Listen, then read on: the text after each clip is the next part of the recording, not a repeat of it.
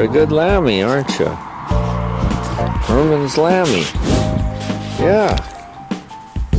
That's who you are. Let's go see Marge.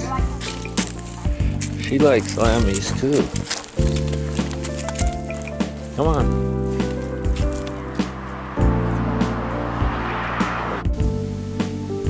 Kurt and Margot have joined us.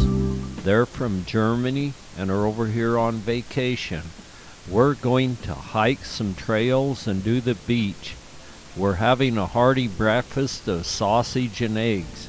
Herman contributed the sausage and eggs, and we're having hot cakes as well. Then we'll get out and hit the trail as soon as we get our hearty breakfast eaten. Our place is only a matter of very few minutes to the beach, and so we're soon on the beach. We start out at Cape Lookout Park, walking the beach down toward Netarts Bay.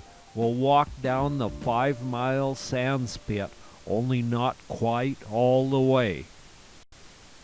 The whole 5-mile beach is a nice clean beach, so we can take our shoes off and go barefoot.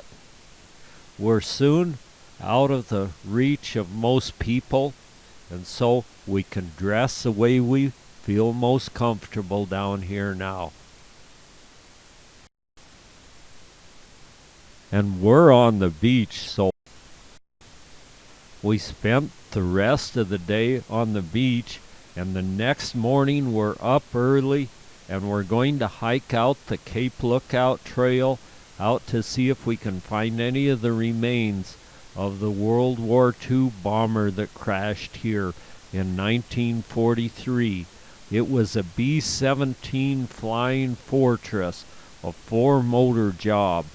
It hit some trees while on submarine patrol off the coast. So we walk out the trail, dwarfed by the giant trees on all sides of us and ferns of every kind you can think of.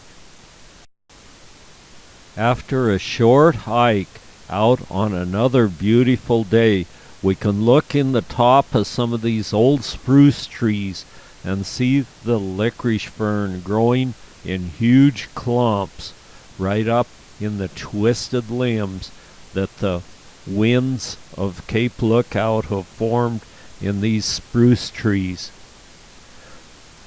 We soon get to where we can look out over the south side of the cape toward Cape Kiwanda. We can see the sand dunes of Sand Lake as we hike the trail farther and farther out the cape. There's even a little bee taking advantage of the last sunny days of summer on a little yellow flower. Then we can see Cape Kiwanda and Haystack Rock. A goldenrod flower graces the trail's edge. It was used by the Indians for dye. And then we find the plaque that was put here about the 9 men that died and one, the bombardier Perez, that survived the crash in 1943. I snapped some pictures of some of the wreckage in the 1970s. There's Nadine standing holding a big section of the wreckage. We found none of that now. A lot of it's been packed off and the others grown up under some brush, we think.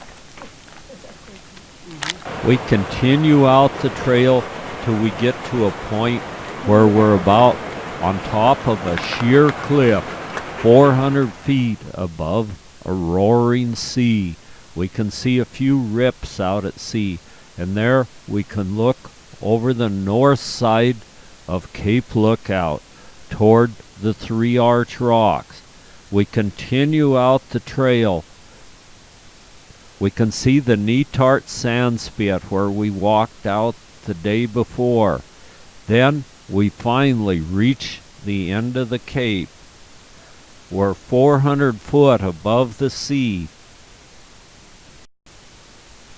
This is the coast rain fog belt, and so there's a lot of moisture to make real lush vegetation. Here we can see some of the manzanita in bloom, also some other little flowers, and the licorice fern is growing on the trees everywhere. And these trees have more character than you could ever imagine. After the Cape Lookout hike, we decided to go to Oceanside and go through the tunnel. This tunnel was built by some real estate developers so people could enjoy the beach on the other side when the tide is rather high. If it's a storm tide and real high, it'll go through the tunnel, but that is rare. So we go through the tunnel and look at the beach on the other side.